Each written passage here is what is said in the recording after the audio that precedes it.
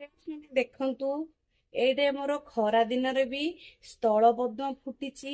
ତ ଆମେ ନର୍ମାଲି ମନରେ ଲୋକଙ୍କର ଥାଏ ଯେ ଶୀତ ଦିନରେ ହିଁ ଆମର ସ୍ଥଳପଦ୍ମ ଫୁଲ ଫୁଟେ, କିନ୍ତୁ ଆମେ ତାର ଯଦି ସଠିକ ଭାବେ ଯତ୍ନ ନେବା ଆଉ ସେମିତି ଫର୍ଟିଲାଇଜର ତାର ଟାଇମ ଟୁ ଟାଇମ ଯଦି ଦବା, ଆମେ ଖରା ଦିନରେ ମଧ୍ୟ ସ୍ଥଳପଦ୍ମ ଫୁଲ ଫୁଟେଇ ପାରିବା।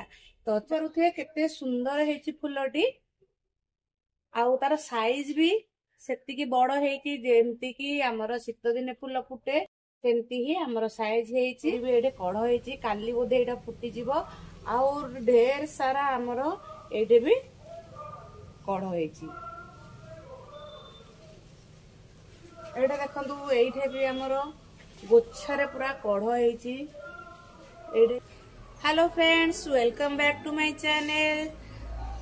आज आम स्थलपद्म फूल उपरे वीडियो बनेबा, जोटा कि आमर समर सीजन रे आमे कौन केमती कले स्थलपद्म फूल को आम बगीचारे फुटई परिबा।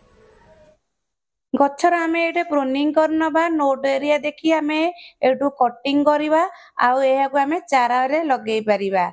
आपनकर गच्छर हाइट देखि आपन को हिसाब रे हाइट रखिबे ताकू धरी प्रूनिंग करिवे, नल भी प्रूनिंग न करि पारंती।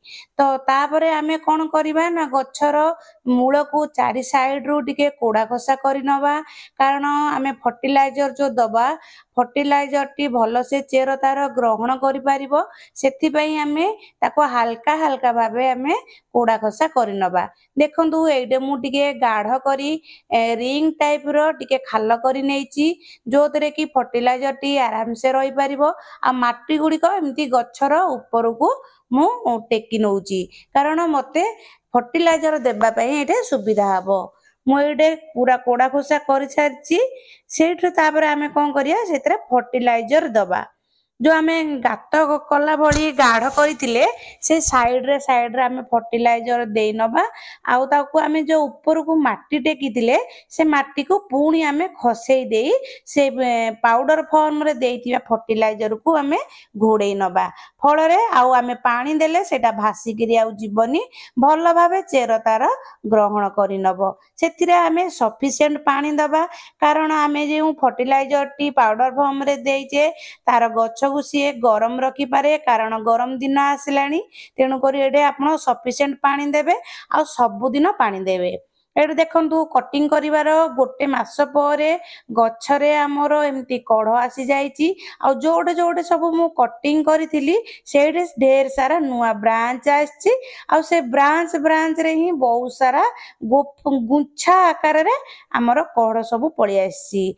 तो आपण जदी अधिक कटिंग करिवे, गछ को गहलिया करिबा पई चाहुचंती, ताले कटिंग निश्चय करंतु।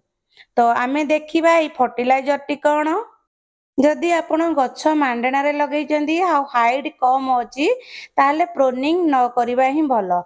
ना जदि गछ मांडना रे लागिथिले मध्य हाइट अधिक अछि, ताले आपण निश्चय प्रूनिंग करंतु आ ढेर सारा कढ एमती पांतु। गोबर खत, ए गोबर खत एडा होतो डीएपी रु मात्र 5-6 दाना गोबर खत रे एमती मिसै दबा। यदि बड़ होइतियो 5-6 किंतु एडा सान अछि, सेथिरु हाफ चामच मु मिसै नेछि। या देखंतु एटा होची पोटास, जोटा कि हमर फूल फुटिया रे बहुत सहाय्य करे। एइथरु केवल आधा चामच मिसै दबा। आपण एई मिक्सचर को जे कोनोसी गछरे देई परिबे, माने जे गछरे फूल फुटु नथुबो किबा कढ आसु नथुबो, गोछाउ नथुबो किबा बढु नथुबो, सेई गछ गुडी करे आपण एई फर्टिलाइजर को दियंतु। आपण फळ गछरे मध्य देई परिबे। एइथरे मु सब मिसै कि देइची, आपण अलगा अलगा करी मध्य गछरे देई परिबे। वीडियो डी आपण को भल लागुची ताले लाइक शेयर निश्चय करंतु। हाँ, सब्सक्राइब करने को जमा भी भूलिबेनी। पुणी नहीं आसीबी आउ गोटे इनफॉर्मेटिव वीडियो। से पर्यंत रहउची, जय जगन्नाथ।